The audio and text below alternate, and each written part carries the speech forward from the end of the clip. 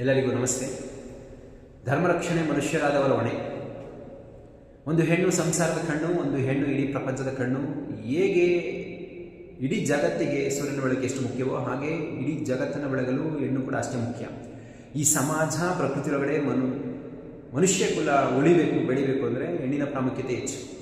ಆದರೆ ಈಗಿನ ಸಮಾಜದಲ್ಲಿ ಆ ಹೆಣ್ಣಿನ ಮೃದು ಮನಸ್ಸಿನ ಸ್ವಭಾವವನ್ನು ಮೋಸಗೊಳಿಸುವಂಥದ್ದು, ಕೆಟ್ಟ ಕೃತ್ಯಗಳನ್ನು ಮಾಡುವಂಥದ್ದು, ಕೆಲವು ಅಧರ್ಮಿಗಳಿಂದ ಮನುಷ್ಯತ್ವವನ್ನು ಬಿಟ್ಟು ಹೋಗ್ತಾ ಇರುವಂಥವರಿಂದ ಕೆಲವು ದೌರ್ಜನ್ಯಗಳು ನಡೀತಾ ಇರುವಂಥದ್ದು, ಇದರಿಂದ ಹೆಣ್ಣು ಮಕ್ಕಳನ್ನು ಕಣ್ಣುಗಳನ್ನು ಕೀಳುವಂಥದ್ದು, ಕುರುಡನಾಗಿಸುವಂಥದ್ದು ಆಗ್ತಾ ಇರುವಂಥದ್ದು.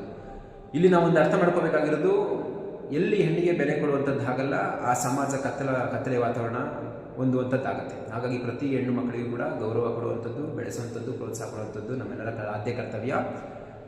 ಧನ್ಯವಾದಗಳು.